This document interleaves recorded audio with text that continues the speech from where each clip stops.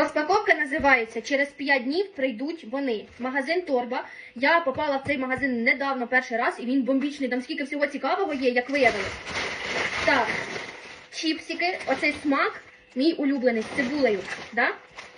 А, сметана цибуля, а є ще чисто з цибулею. Ну, хлібчик це таке, те, що треба. Ось таке морозиво. Купила спробувати з горіхами та солоною карамелькою.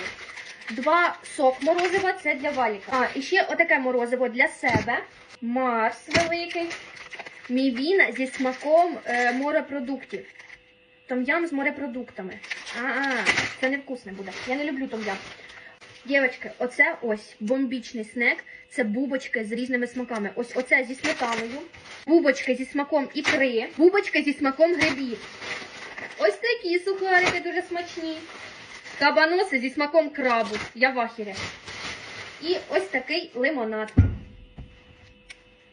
По закупці все понятно.